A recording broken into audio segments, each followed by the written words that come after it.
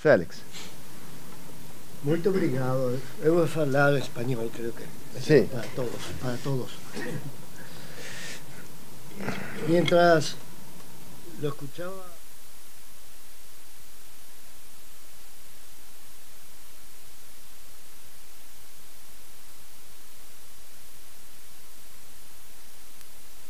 Ahora sí. ahora sí, no podía menos que recordar el origen de ese libro al cual él ha hecho mención.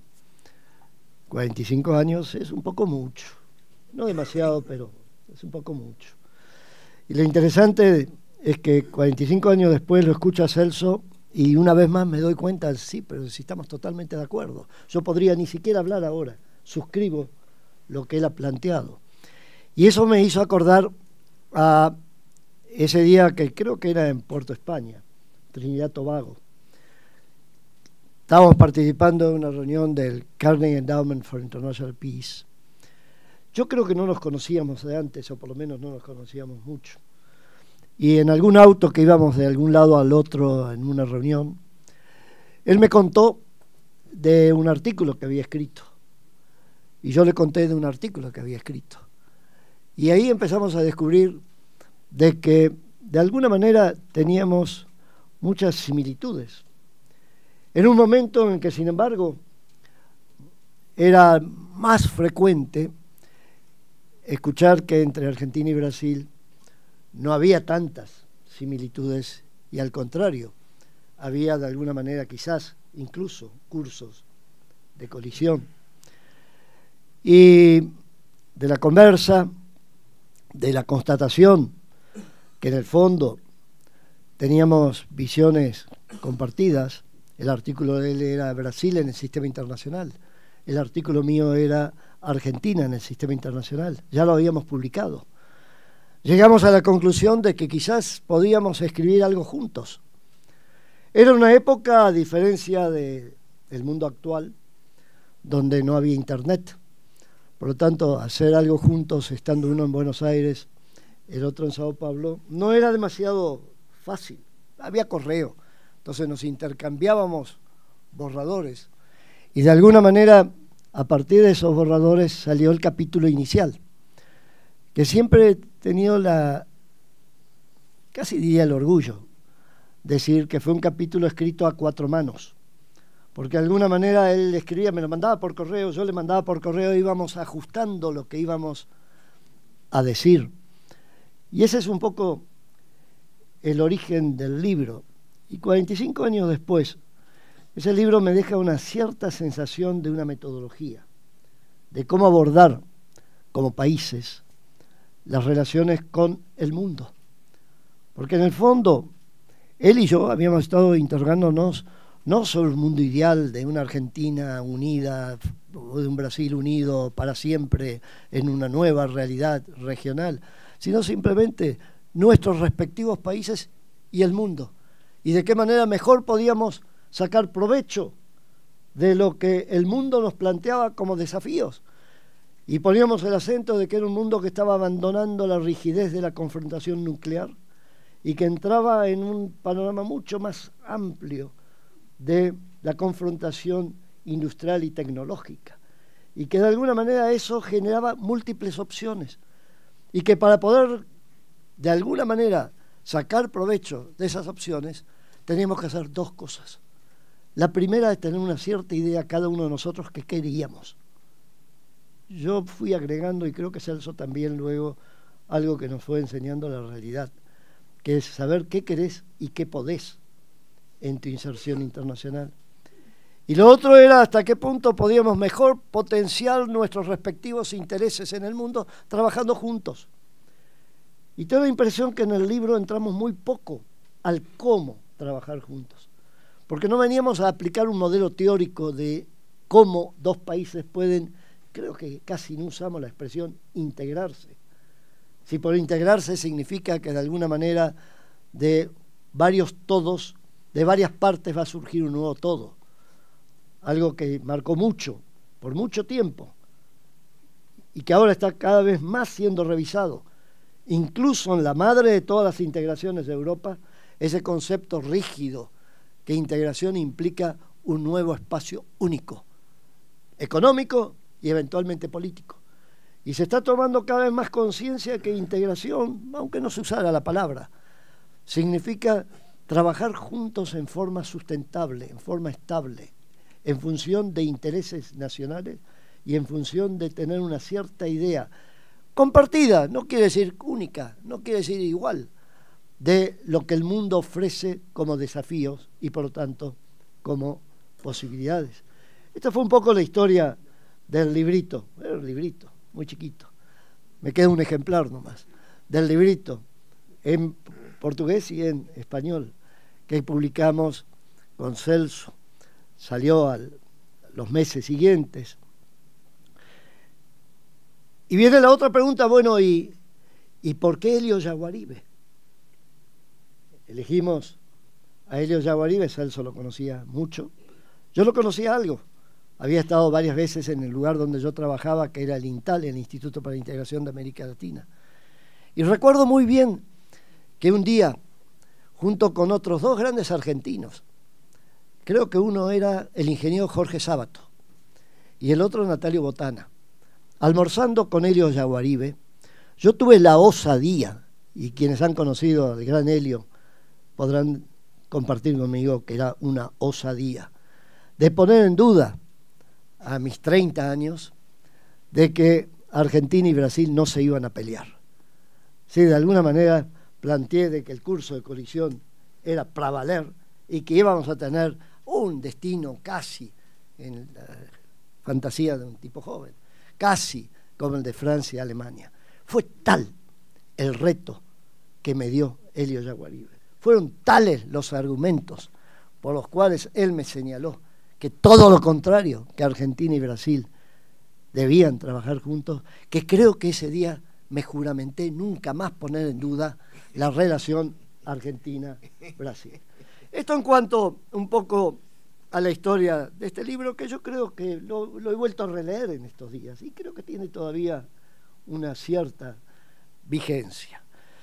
Pero me gustaría ahora colocar esta introducción en la perspectiva de lo que estamos viviendo hoy, que es precisamente lo que de alguna manera me lleva a decir, bueno, lo que dijimos entonces tiene cierta validez hoy. Lo que estamos viviendo lo sabemos, no hace falta elaborar demasiado, es un momento de profundos cambios estructurales en el sistema de poder mundial.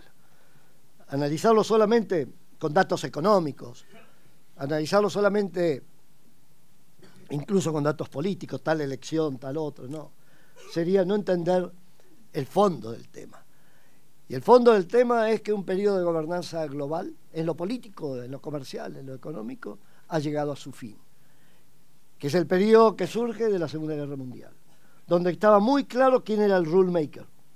Y estamos entrando en un periodo en que es más difícil decir quiénes son los rule makers.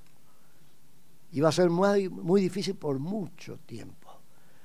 Y es además relativamente difícil por momentos de decir cuáles son las reglas que permiten una gobernanza, por lo menos en el campo comercial, que sea relativamente racional.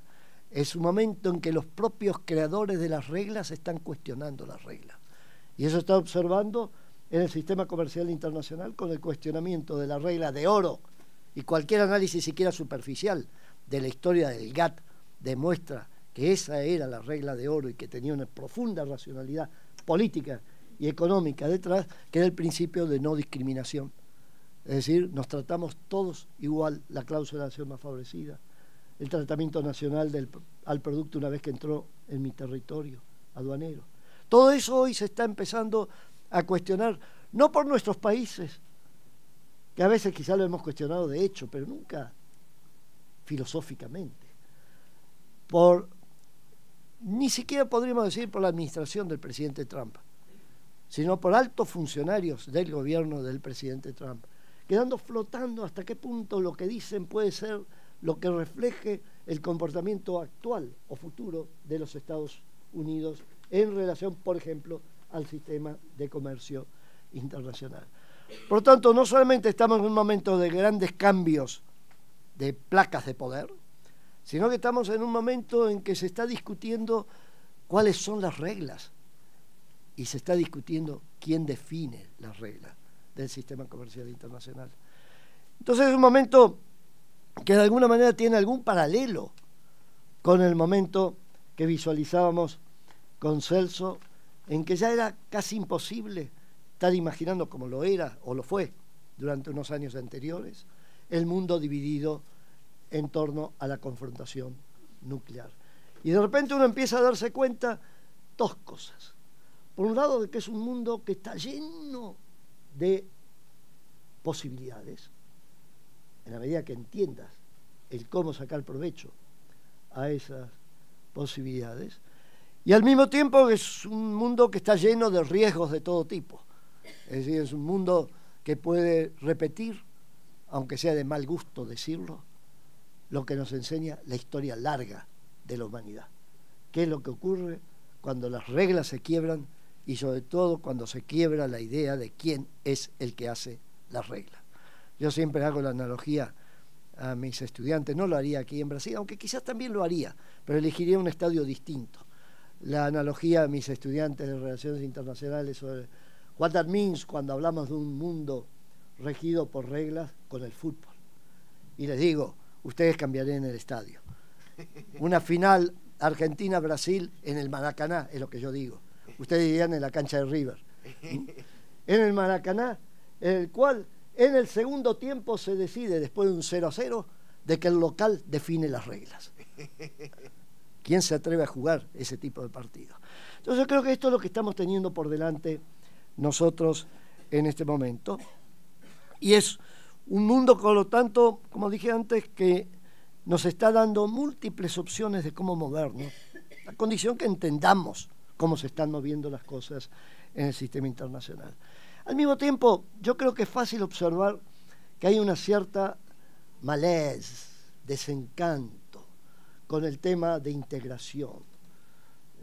Casi no me atrevo a mencionar la palabra, pero decía, uy, de vuelta, me lo dicen mis hijos, uy, de vuelta, Félix, con el Mercosur.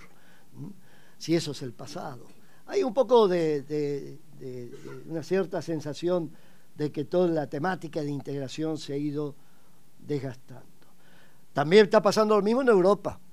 Es decir, el Brexit, que estuvo a punto, quién sabe, todavía de ser un Frexit también, de alguna manera está poniendo en evidencia que las cosas están con complejidades en el mundo de la integración ideal. Si uno analiza un poco más detenidamente qué es lo que está ocurriendo, uno llega a la conclusión de que al menos en nuestra región, la crisis que se observa, el desencanto que se observa, tiene mucho más que ver con una de las dimensiones de la idea de trabajar juntos naciones que comparten un espacio geográfico, que es la dimensión metodológica de cómo trabajar juntos. En cambio, no se está discutiendo tanto el por qué trabajar juntos. No se está discutiendo lo existencial. Se está discutiendo lo existencial, no se está discutiendo porque de alguna manera a través de los años se ha ido afirmando el por qué trabajar juntos. Eso que veíamos con Celso se ve mucho más ahora. Cuando tú no eres un rule maker, cuando tú no tienes la posibilidad de fijar las reglas, cuando tú no tienes la posibilidad o creer que podés hacer las cosas a tu voluntad, tú tienes que tener la inteligencia suficiente para desarrollar estrategias tutles azimut, vinculado a todo el mundo, tratando de potenciar lo tuyo en todas partes y sobre todo tratando de potenciar, que ahí va la razón de fondo, que creo que teníamos presente en ese momento, de lo que podríamos llamar, no lo llamamos así, la calidad del barrio, del entorno, cosa que cualquiera que vive en torno a un barrio con otra gente sabe que eso es absolutamente necesario. Un mundo de múltiples opciones, donde tienes buenas posibilidades de potenciar lo tuyo, a condición que trabajes juntos con tus vecinos y que además haya una relación de calidad entre tus vecinos. Es decir, de que esa cosa tan antipática que en algunos lugares del mundo todavía parecería, y estoy poniéndolo suave, que tiene mucha vigencia, confrontación, violencia, guerra y demás, en el barrio no existe. Existen cantidad de problemas, pero la posibilidad de que nos desencadenemos, como ocurre en algunas regiones del mundo, en procesos violentos, no existe en nuestra región. Por lo tanto, el problema es metodológico, de cómo trabajar juntos. Y yo creo que la ventaja que tenemos ahora, 45 años después, es de que podemos decir, tenemos experiencia, como países, como región. Argentina y Brasil no solo mantienen, creo, por lo menos en mi opinión, en la de Celso, su visión del por qué trabajar juntos, sino que de alguna manera han adquirido experiencia de cómo trabajar juntos. Y en esa experiencia yo creo que surgen 3 o 4, 5 elementos que quiero señalar como, en mi opinión, los más importantes, los que más tenemos que tener en cuenta en este momento. Me da la impresión que en este momento no tiene mucho sentido, quizás tenga sentido explicar, pero no tiene mucho sentido debatir el por qué debemos trabajar juntos. Basta leer el diario todas las mañanas y decir, al diablo, es mejor que trabajemos juntos y evitemos que esto que está pasando en otros lugares, un misil que puede venir por aquí y por allá, se ocurra también en esta región. Y concentrarnos en el cómo, y no cometer los errores que a veces hemos cometido en el pasado. Yo creo que la primera lección que uno puede extraer, y que va de lleno al enfoque que tuvimos con Celso en ese momento, es de que la base de un trabajo conjunto entre naciones que comparten un espacio geográfico es que esas naciones tengan una estrategia nacional. En una palabra, que sepan qué es lo que quieren. Por lo tanto, es el bottom-up. Comienza en lo nacional. Y esto es lo interesante no solo de lo que escribimos juntos, sino de lo que llevó a escribir juntos, que es haber constatado que en el fondo compartíamos la idea de cada uno en su perspectiva, no nos conocíamos, de que la única manera en que podíamos ser naciones que queríamos que fuéramos, debíamos hacerlo trabajando juntos. Entonces la estrategia nacional es clave. Yo creo que en segundo lugar es clave una lectura compartida de lo que está pasando en el mundo. Yo creo que es clave lo que hoy en día es el trabajo de los think tanks, que no son mundos académicos aislados, que desde arriba visualizan lo que pueden ser las realidades. Think tank es cada vez más concebido, y solamente creo que puede ser concebido, como un espacio de reflexión, podríamos decir, y de inteligencia orientado a la acción.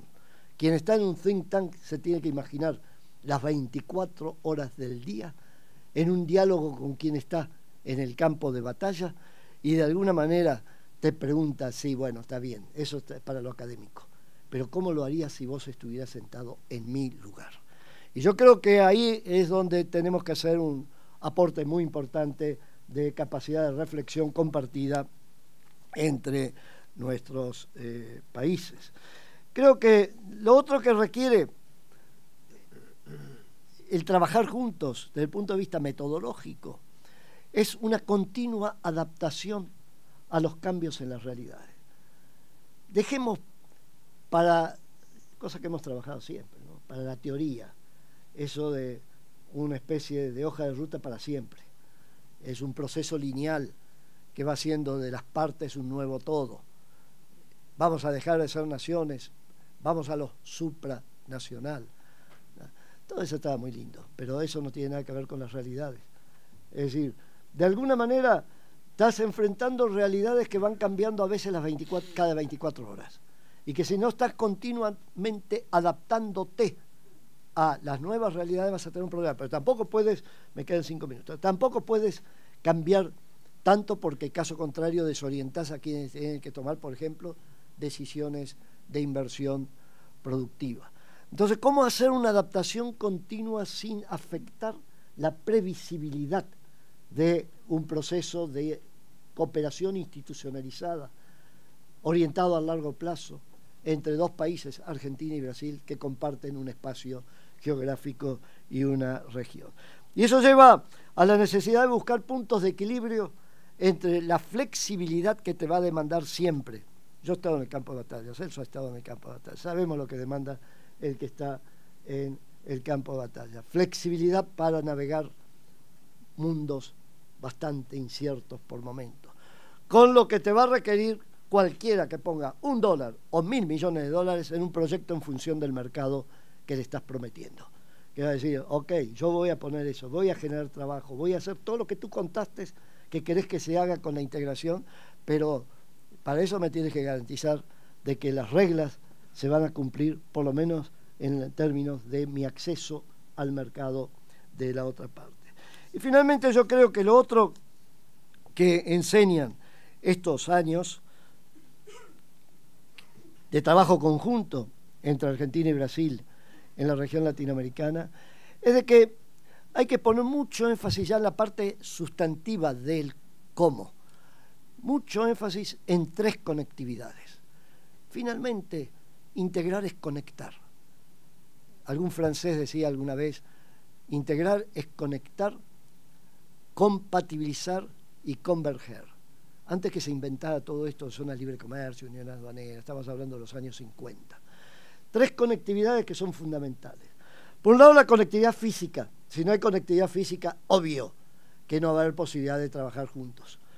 En segundo lugar, la conectividad, que hacía referencia a Celso, de los sistemas productivos, cadenas de valor, cantidad de cosas que hacen de que de alguna manera podamos articularnos a nivel sectorial, a nivel de producción concreta, de servicios concretos, para lo cual necesitas reglas de juego, como diría Vera, que está por aquí, que no solamente te permiten conectarte, sino que te garantizan de que no te van a sacar del campo de juego por disparidades en distintos tipos de normativas. Y finalmente, la conectividad social. Conectividad social lo demuestra hoy Europa. Es muy interesante esto y vale la pena que lo analicemos.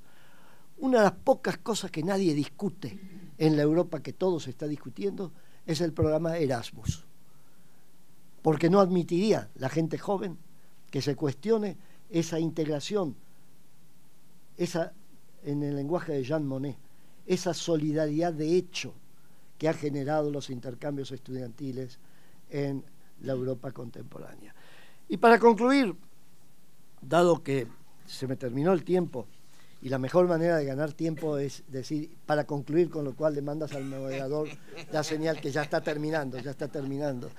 Para concluir, yo diría que hay 3, y los enuncio solamente, 3 frentes de trabajo este año, ya, concreto, entre Argentina y Brasil, a efectos de desarrollar aquello que nos permita potenciar lo nuestro en el mundo.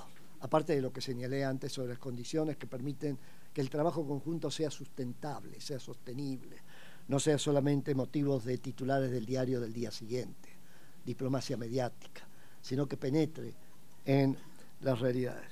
Yo creo que el primer frente es el de los puentes entre Atlántico-Pacífico, en la región, entre Alianza del Pacífico y Mercosur. La reunión que se ha hecho hace poco es muy valedera en ese sentido, y sobre todo porque en esa reunión surgen hojas de ruta y se le encarga a alguien, que es lo mismo que ha pasado en el plano bilateral Argentina-Brasil, se le encarga a alguien que siga la hoja de ruta que se han fijado.